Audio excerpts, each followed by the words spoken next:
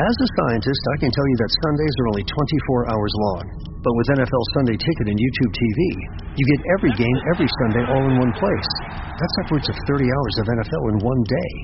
How can there be 30 hours in 24 hours, you ask? I have a theory. Magic. New users get NFL Sunday Ticket for 8 payments of $34.50 per month. Sign up at NFLSundayTicket.com. Local and national games on YouTube TV. NFL Sunday Ticket for out-of-market games excludes digital-only games and commercial use. Terms and embargoes apply. Availability varies. Hey, it's Paris. You know I love sparkly things, right? Like stars. Duh. And thanks to Hilton and AutoCamp, I just slept under them. Picture me, serving looks by the fire outside my luxurious Airstream, making s'mores with the kids, while a national park is our backdrop. The great outdoors meets Hilton hospitality, that's hot. Explore all the new ways to stay at Hilton.com. Hilton for the stay. This episode is brought to you by Indeed.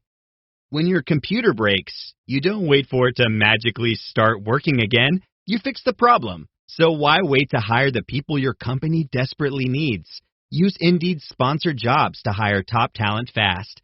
And even better, you only pay for results.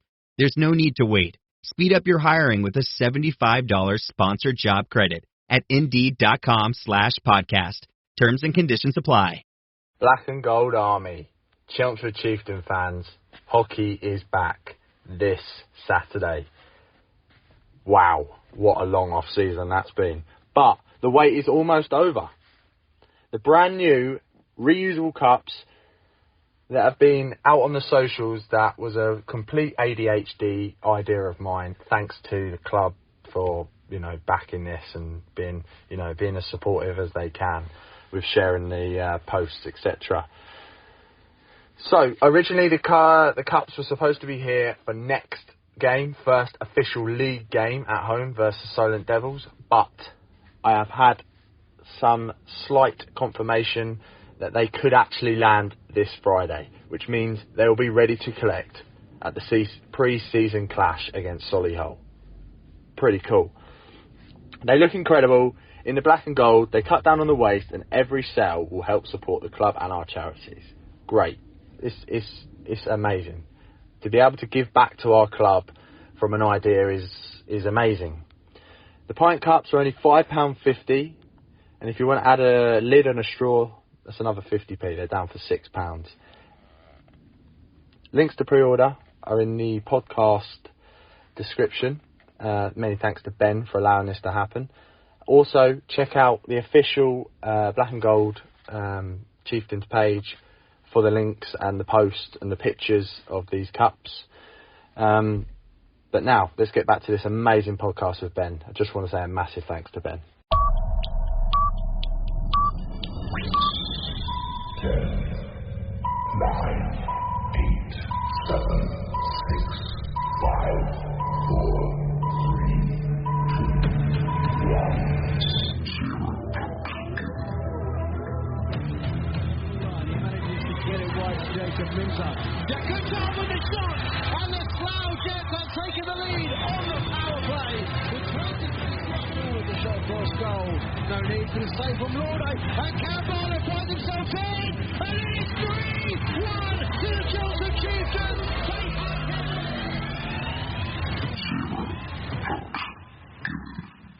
Hello and welcome to Zero Pucks Given, the UK Ice Hockey Podcast. We're in partnership with the Hockey Art Co, hockey clothing for hockey people, worn by the best and hated by the rest. Listeners to Zero Pucks Given get a 10% discount off of everything site-wide at hockeyartclothing.co.uk. Just use the code ZP10 upon checkout. We're also in partnership with Bob. Welcome to Bob, the sustainable, refillable, subscriptionable male washing utensil for the shower, the most innovative invention in male showering in quite some time.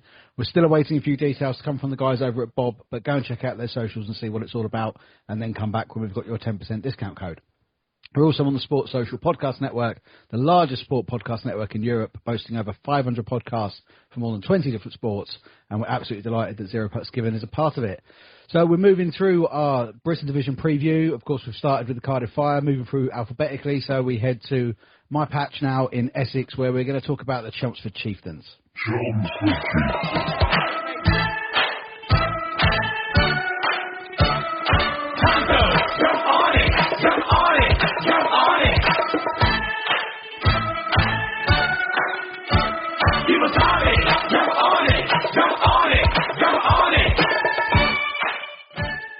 And to talk about the Chieftains, their season coming up at the Riverside, I'm joined by superfan Kai Smith. How you doing, Kai? You all right? Yeah, not too bad, not too bad. Excellent stuff, excellent stuff. So, how long have you been going to watch the Chieftains down at the Riverside? This will be our third season. We came in probably just before Cliff started to manage the club. Oh, right. So, Well, like the tail end of the year before. Yeah. When the very first game we watched was Czech and goal. So. Oh, really? Is that what kind of got you coming along? No, it was a surprise date night that I'd planned for my girlfriend, just out and about, and I thought, the tickets were cheap, so I took her there, and we've been hooked ever since. So. Wow. That's often the case I hear when people they go to one game and it's like, yeah, absolutely hooked, love it. Oh yeah. Yeah, we saw the Bartlett slam. I don't know who it was now, but it slammed him into the side, and we were like, "Yep, we like this." Fantastic. So, have you? So, from when you came in from that first night, obviously you'd have had a very warm greeting from Caroline, I presume, trying to get a 50-50 ticket, and she can always spot a newbie, and she gives them a lovely introduction to the life in hockey at the Riverside. And then, did you stand or sit, and then do you go back to the same place every time now? Well, the first time we actually sat in the opponent's dugout, so that was to everyone's dismay around us. But no, we've found our seats now.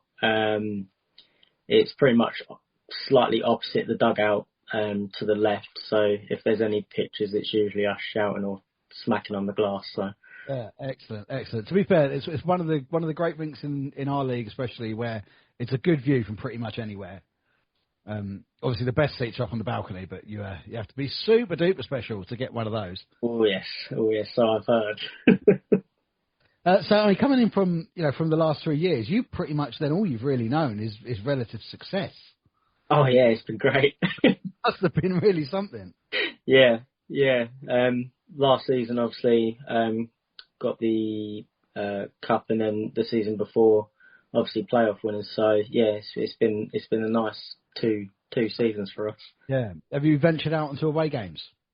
We've been to one Romford game. I didn't quite understand the seating arrangements there for the opponent dugouts. We seem to be a million miles away from their actual rink. So yeah, it's a bit of a free for all at Romford. To be fair, when you go there to watch the Bucks, I've seen when I've been there in commentary, the commentary gantry is like right at the top of the grandstand where the highest seats are. Yeah, where you're on about, yeah. And you can sit like there's Chieftains fans down there, there's Chieftains fans down there, there's Chieftains fans across the other side of the rink. They just kind of go everywhere. Yeah. But I'm hoping to actually get to Romford this year for a Romford game against someone else other than Chelmsford to kind of see how the other fans all kind of travel, because we see the sort of similar amount of people from other clubs coming to Chelmsford, sitting in that away end, and people do travel quite well. But I always say the Chieftains fans, they just travel so much better than everybody else. It's an incredible amount of numbers. Oh yeah. I think there was more Chieftains fans than Romford fans at that game. Yeah, I think the playoff game at the end of the season was certainly the case. The playoff quarter final, that was certainly the case for that. And I think possibly even the week before for what was a dead rubber league game, kind of the two just knowing they were going to play each other the following week anyway. Oh yeah. I think that's the one we went to, was the one before the play. And did you make it to Ali Pali then for the Great Southern Finals? No, we're planning this year to go and stay over and watch it, because our mates went and they said it was a great atmosphere to just keep watching hockey all day long. So, well, they went to Ali Pali or they came to Sheffield in April? I think they went to both actually, but yeah, obviously Sheffield being the latest one. Yeah, it'll be back there again this year, April 11th and 12th. It's back up Sheffield. I think a lot of people were hoping they were going to do kind of one up north, one down south. But, Sheffield's it's quite central. It's pretty much 3 hours from everybody, apart from, obviously, the many, many Sheffield teams. Yeah. But, yeah, it's pretty central. It's a great rink. It's got all the facilities they need. And I would have assumed, I don't know if you watched it on the stream or anything from last year, Chelmsford weren't in it, were they? So you may not have had a massive interest. But they'll learn things from trying to put 4 finals on in one day. And, it's tough. Mm. I mean, we'd done it the previous year at Ali Pali where we'd done 4 games in one day, but they weren't finals. They were semis. Yeah. You can't really have, I think this is what they've learned. You've got to let teams celebrate. You can't say, yeah, there's your trophy now, get off the ice, please, because we're the next game on. So whether they perhaps use, because Sheffield's got 2 pads, whether they perhaps use the second pad, which was open for public skate, and a little later on in the day, I think there was a women's game taking place on there. But whether they use that and say, look, you warm up on there, we'll cut that. That will save half an hour in the transition. Yeah.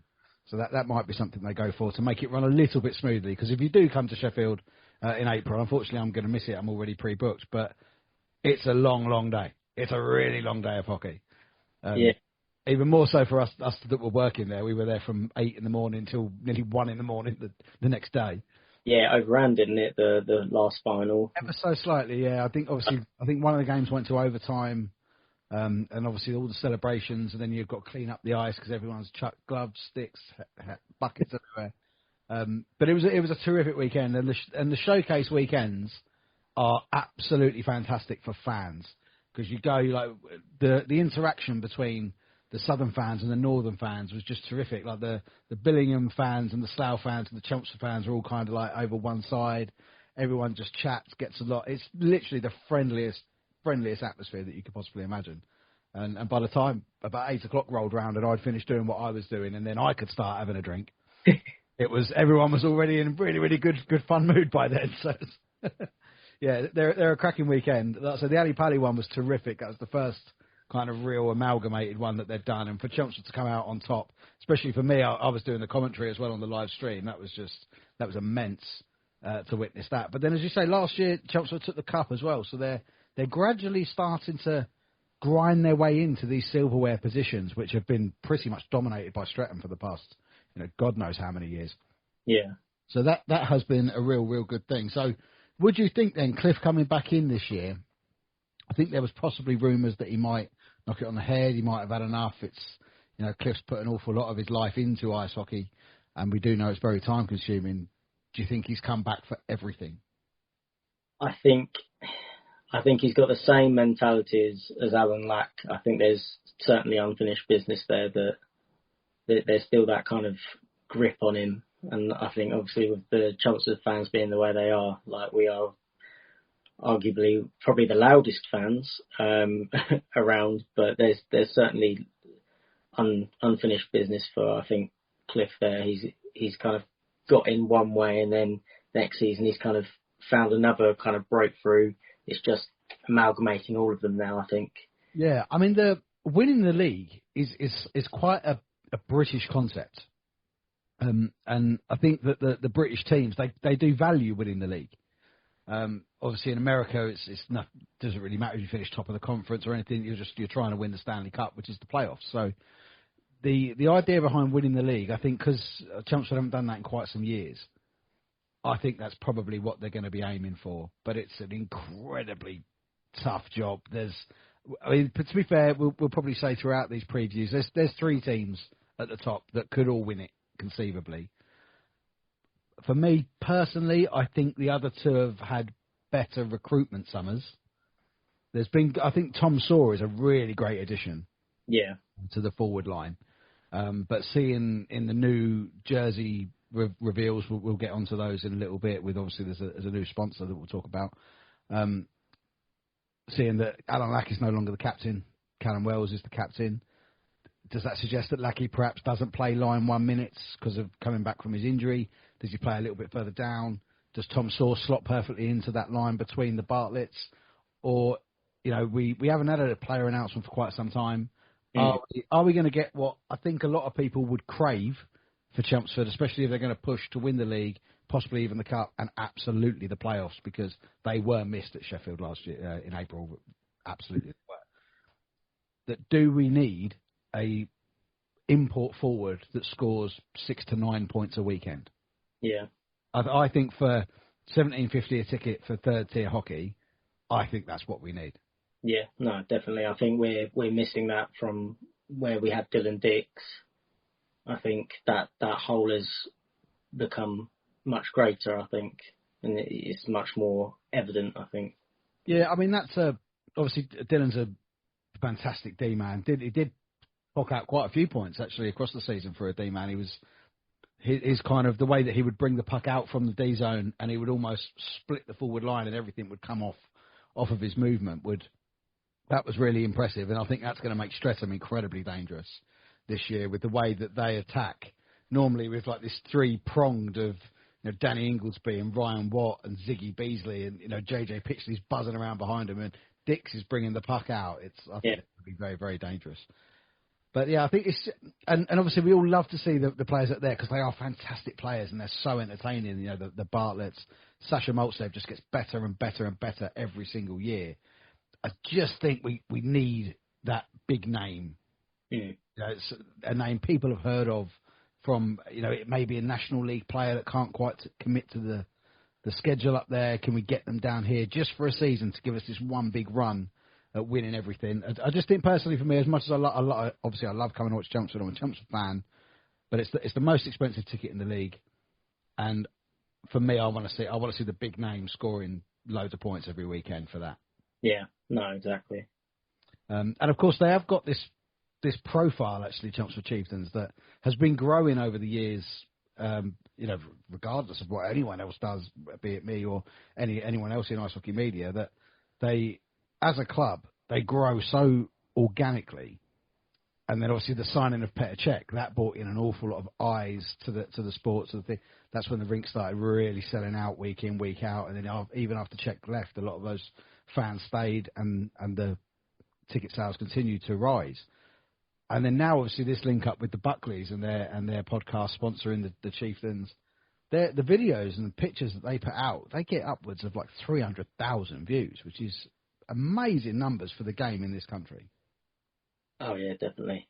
Yeah, definitely. I think I saw a post the other day where the Buckleys, I think they posted the jerseys, and people were more interested in just buying the jerseys than coming to watch. But either way, it kind of highlighted it a lot more. Yeah, I honestly think you'll see people walking around the world just wearing Chieftains jerseys simply because of that sponsorship link up, which that's exactly how you grow organically. It's a perfect way of doing it.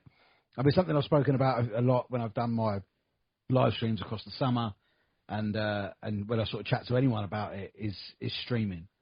I think the Chieftains have to stream their games because they're going to sell out every week because they're a popular team. They always do sell out the rink. And now with the addition of this popularity through the Buckleys, they could, if 1% of the people that view those pictures and videos buy a stream, that's not only is that an awful lot of money coming in for it to the club, it's great exposure. At the end of the day, and that's what it needs. That's what the game needs in this country.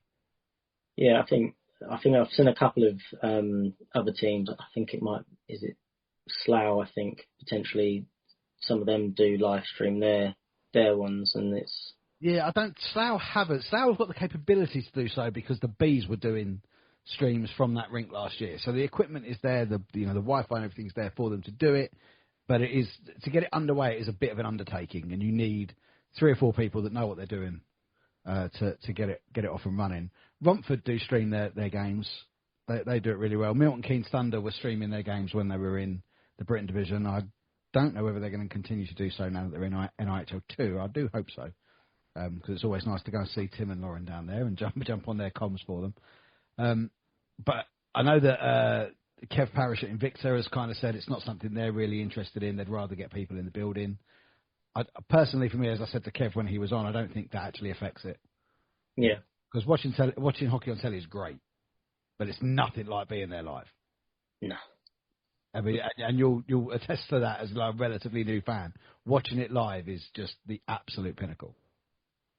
Oh yeah, yeah. I think there's a certain atmosphere that you can't replicate through a screen. No, but I mean, for argument's sake, I mean, genuinely, streaming of your home games is not for your fans. No, it's for the away fans that can't travel or maybe can't get a ticket if it's sold out. But, for example, if you couldn't get a ticket to a certain game or you couldn't quite make it because you were going to be away, would you pay £10 to watch a stream at home?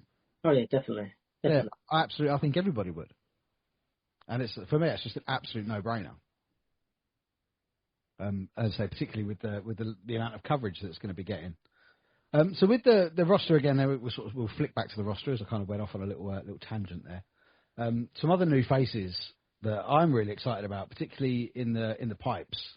Ross Miller, that's a really, really good pickup. Yeah, because it was a hell of a job to replace Jordan Lauday. Yeah, I was just about to say that those are, although he's small, that's big shoes to fill. Yeah, absolutely. I think Ross has been one of the kind of advantages actually to Ross being in a team like Oxford is he was always busy. Mm. Always busy, and that always showed off just how good he is, because he kept scores respectable when Oxford weren't doing well. Yeah, And I think he'll translate brilliantly into a top end team like that, and the backup that he's got. I haven't seen much of Jack Garner from when he was with the Guildford Phoenix, but I have seen an awful lot of Caleb Sheehan, and that lad is impressive. yeah, we've got a decent kind of lineup. Obviously, before it was mostly Law Day. It'll be interesting to see what they do with kind of changing up the netminders throughout like the games, I suppose. Yeah, because it's a possibility. I mean, obviously, Tom Adams backed up Jordan terrifically last year. I think he actually took more shutouts than Jordan did, but he was playing in the games against the kind of the bottom end teams, or where Jordan was either injured or unavailable. So the stats don't really line up there for side by side, but Tom was a fantastic backup. Tom was terrific at Haringey Huskies the year before as well. I haven't actually seen Tom announced anywhere yet, so I do hope that he is playing somewhere this year. But yeah, Ross, as I'm sure people may know, Ross is not local to Chelmsford.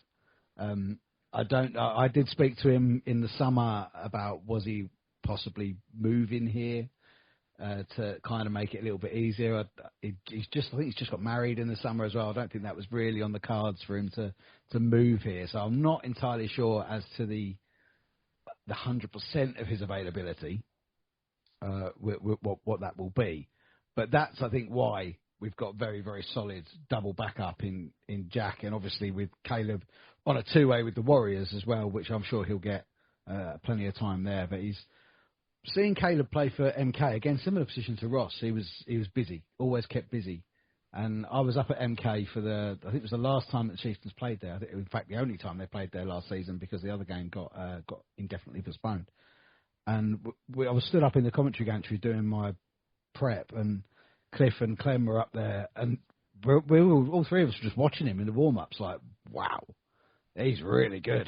And obviously Cliff's MK connections, I'm sure he was more than aware of Caleb. Yeah. So, yeah, terrific to get him in. A great young kid as well, really, really good young kid.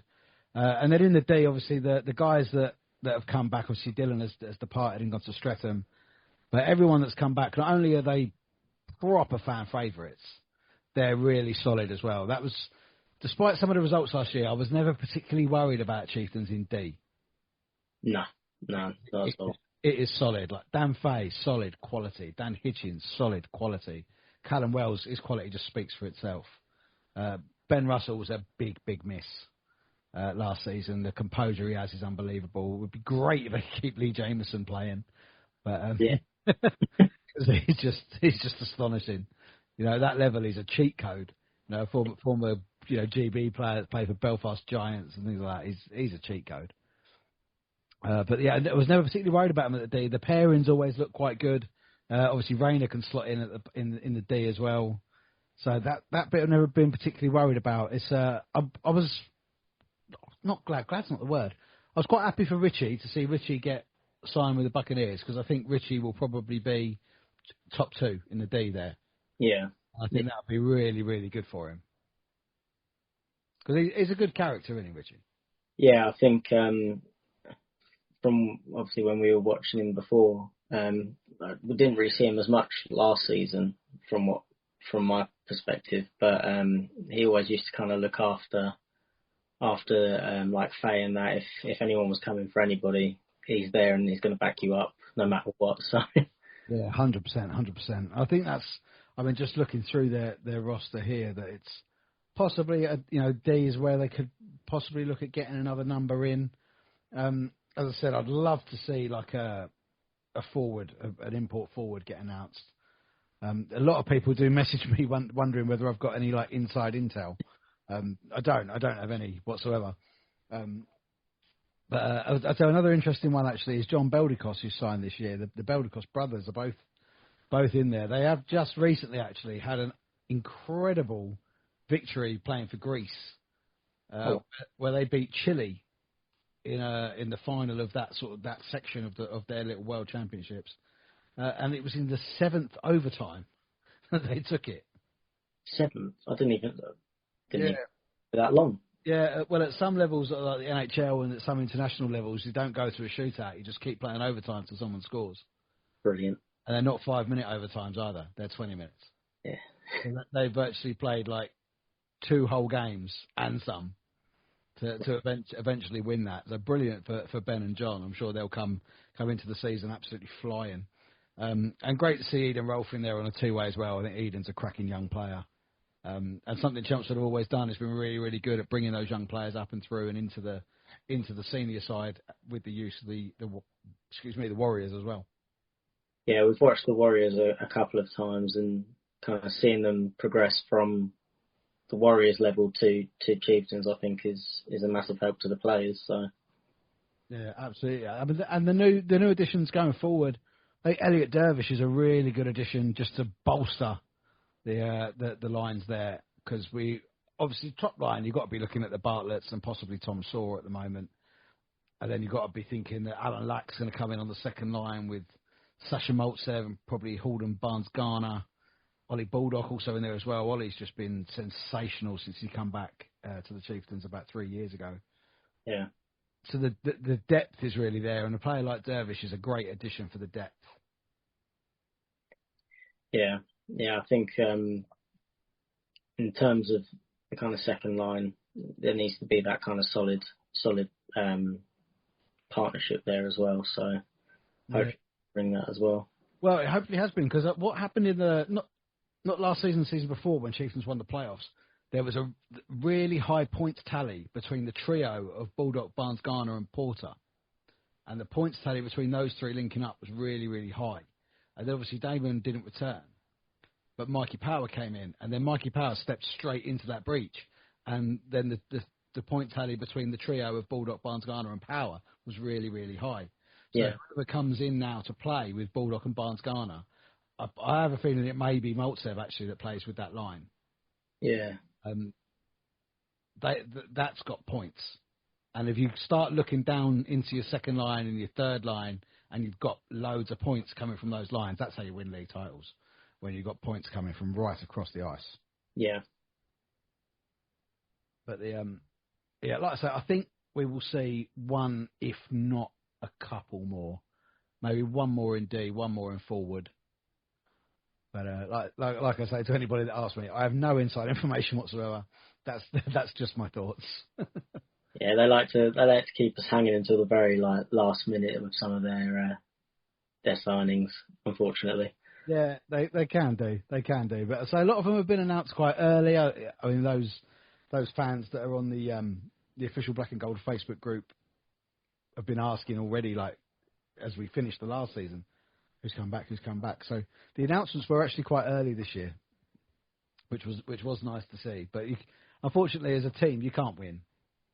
If you release some early, people think, oh, if you released them too early, now we've got to wait too long. If you wait, people go, oh my God, we haven't signed anybody. It's you can't win. It's a vicious circle. Yeah, I think it's obviously helped with the sponsor announcements and everything coming in a bit more. But I remember, I think we must have been away for our anniversary, and I can just remember my girlfriend just hitting the roof when she found out that the Bartletts were back. And so yeah, it's still exciting nonetheless, like no matter when they're actually announced. Yeah, that's always the one people are waiting for. Always the one people are waiting for. They've the lads actually, both lads have been on the podcast in the early days. I think Cameron, I think, was episode number 7. Grant was episode number 11. So really early days. I would absolutely love to sit down with both boys together at a proper podcast studio somewhere, like a face-to-face sit down and proper talk about the last couple of years, because it's not only is obviously what you've seen being as a fan of the last 3 years, this sort of rise of the club, both on the ice and off the ice. It would be really interesting to have their perspective on how that's gone from just through their eyes, really. Oh yeah, definitely. Yeah. Yeah, that's an unofficial shout out, lads. If you fancy that, give me a message, and I'm sure we'll sort something out. So looking at their start to the season then, there's kind of easing themselves in. A really, really good challenge weekend, actually, against the Solihull Barons. It's always really good to challenge yourself against a team that you don't play very often. Because it's a struggle to try and get a competitive fixture against someone that you're not going to play in the season. So, yeah, I think Solihull's a really good choice for that. Yeah, I've never seen Solihull play, so it'll be an interesting first game, to be honest. I mean, obviously last season it was like old versus new. Yeah, the Legends game. A bit out of pocket. So it'll be interesting to see, because obviously it would be a bit more competitive this time around rather than last season where they were just all pally and kind of did it for the laughs, really. Yeah, I mean, it was a terrific occasion, and it was so much money raised for charity as well. I think Clem had a big part in sort of setting all that up, and it was fantastic to see some of the old Chieftains players back on the ice. I mean, a few where I sit, I don't think the block's got a number, but we sit in the yellow seats sort of next to the home dugout, and we were all saying on that day, God, Jure Hushka looks sharp. Someone needs to pick him up. Yeah. And obviously the Bucks picked him up, and he had an incredible season. But yeah, starting with the Solihull Barons going home and host with them on the Saturday and Sunday, I think that's a really good competitive start. Because as they go in, they've got games that they do need to start winning early, because with a league with only 8 teams, you could start falling behind. So obviously after the Solihull game, they're Sunday the 14th at home to the Solent Devils. And then away for the rest of the month, where the following weekend they're away at Invicta and away at Swindon. And that Sunday night trip to Swindon, that puts the willies up everybody. Yeah. That they give everybody the heebie-jeebies on a Sunday night up there. Yeah, I've touched where, I mean, I've never gone to like a really far away game. Obviously, we had Cardiff Fire a couple of times away, and as much as we would have loved to have tried to do that, some of them were just a bit too far. Yeah, they are a long way, and it's kind of where you get the appreciation actually for what the players and the stuff put in, the effort, the amount of travelling and whatnot that goes into what they do. And think Swindon on a Sunday night, that's a long way for a 6:30 face-off. Oh, definitely. On a Sunday night down the M4 corridor. And obviously we'll get to that. We're only at sea at the moment, so we've finished Cardiff, we're doing Chelmsford. When we get to Swindon Wildcats 2, which will be the last preview episode of this set of previews, I think they've put a really good roster together this year. I think they were really good last year, and they just kept getting better and better and better.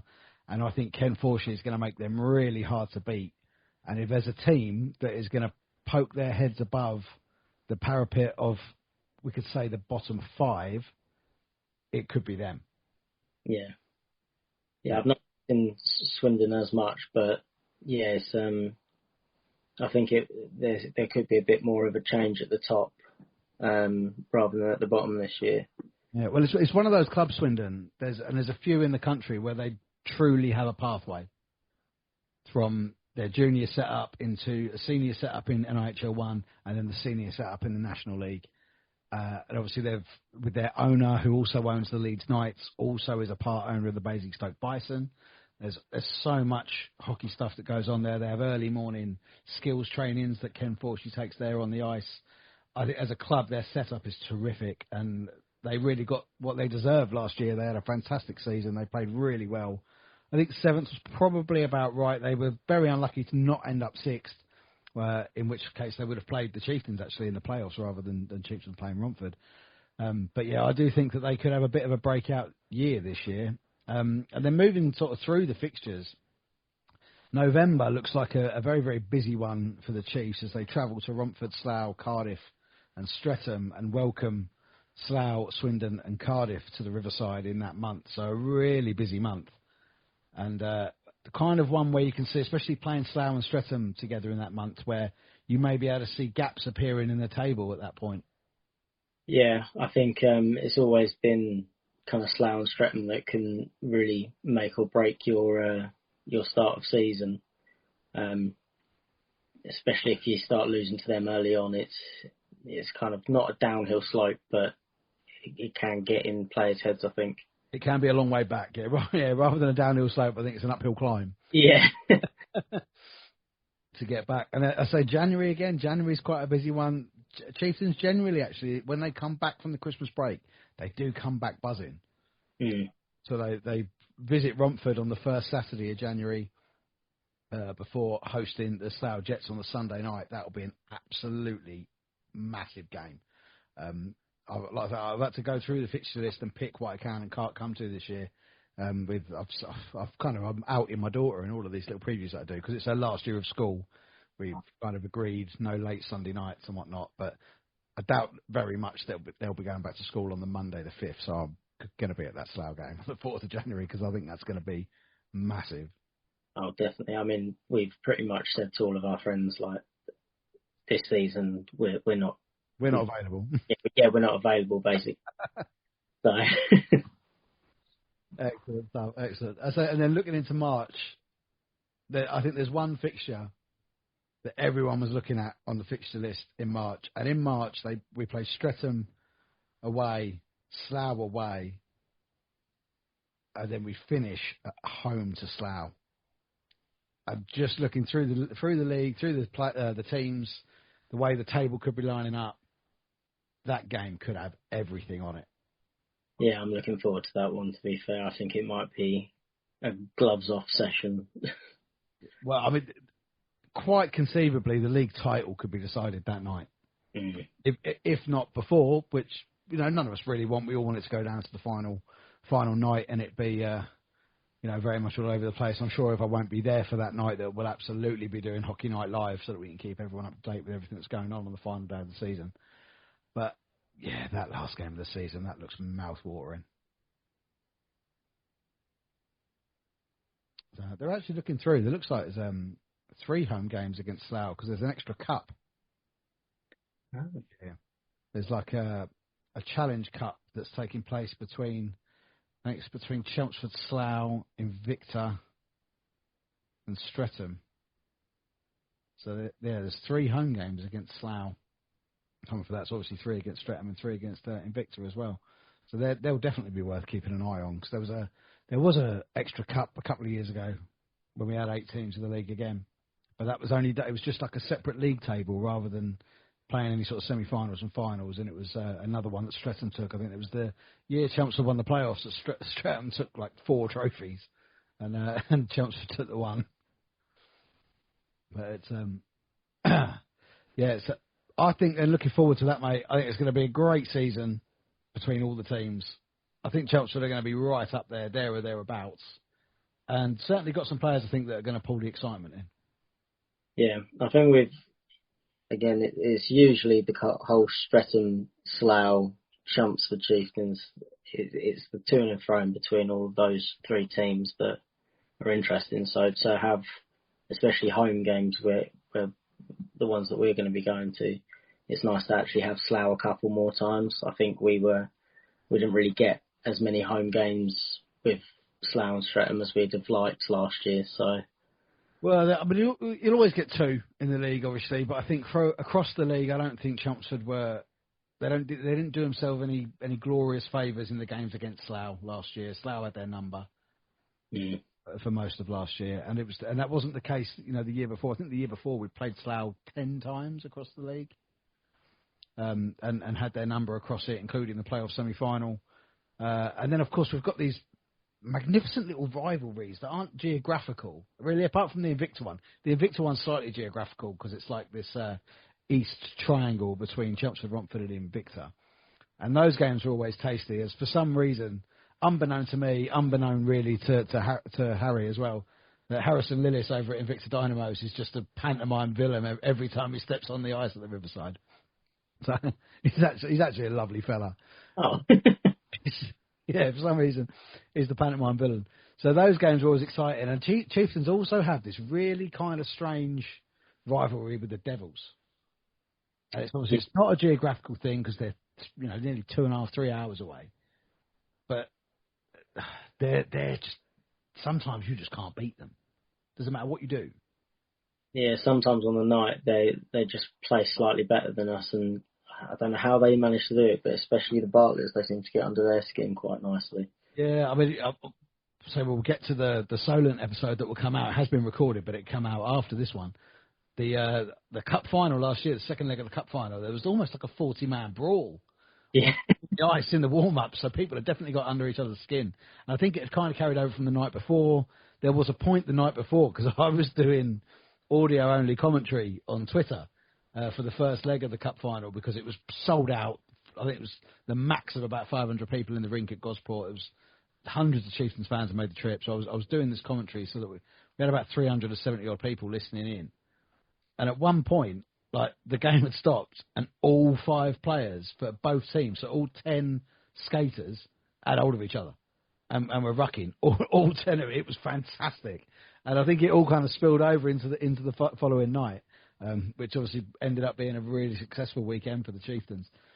But it's, that game, there's always something on that game. They're just one of those teams, Solent. They're so well drilled. Their systems are just, if you can't find a way around their systems, they'll beat you. And they should. I don't know if you've not been to Gosport yet. People will obviously tell you about the Gosport rink. I highly recommend going. It's a great experience. It's a great rink. The atmosphere is terrific. But you will not believe your eyes when you walk in there. If you've only been to Chelmsford and Romford, you will not believe your eyes when you walk in the rink at Gosport. I'll have to let my girlfriend know. We'll go to an away game at Gosport. It's a great trip down there. And to be fair, we're normally down there if we play there. We play there away on a Saturday. It faces off at like 5 in the afternoon.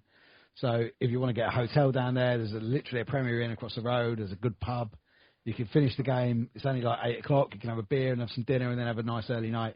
Or you can just drive home, which I've done occasionally.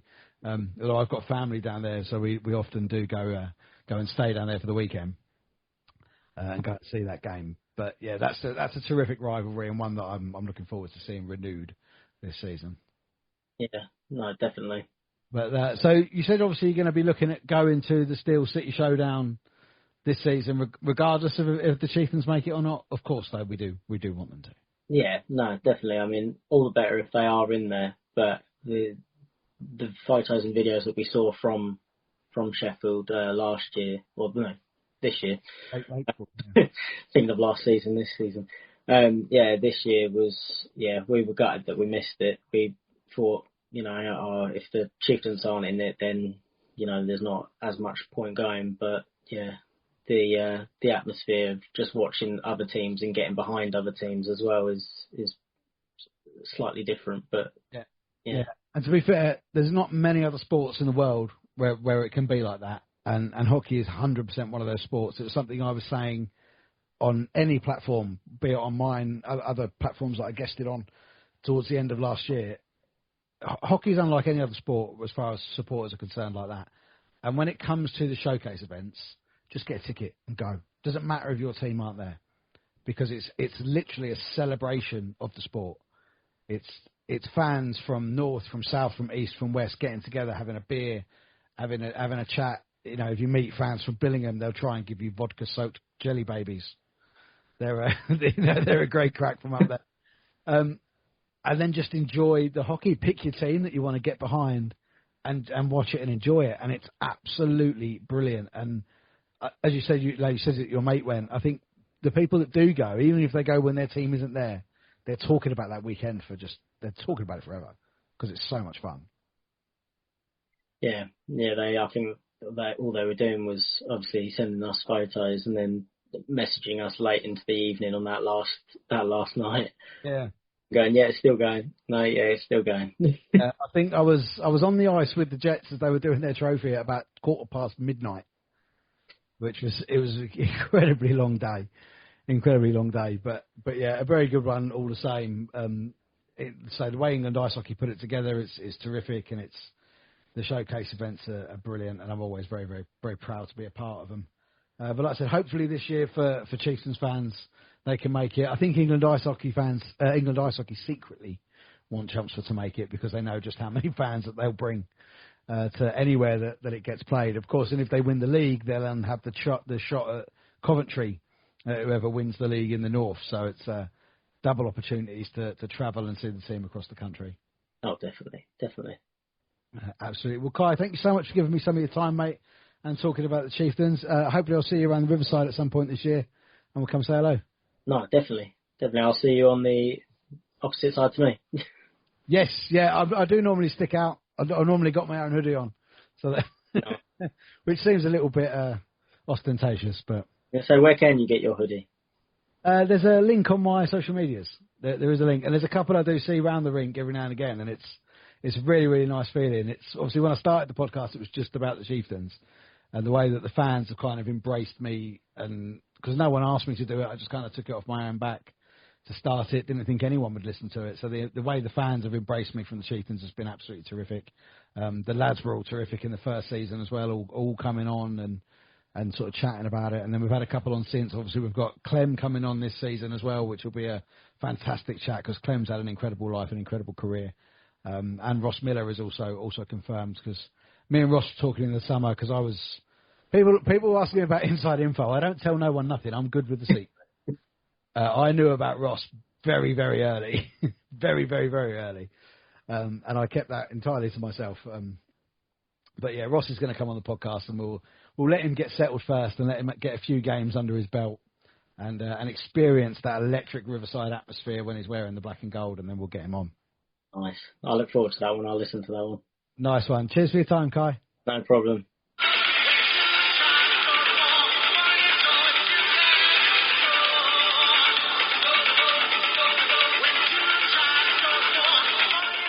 Massive shout out to you guys who have already purchased these cups. You know who you are. Massive thanks. Really appreciate it.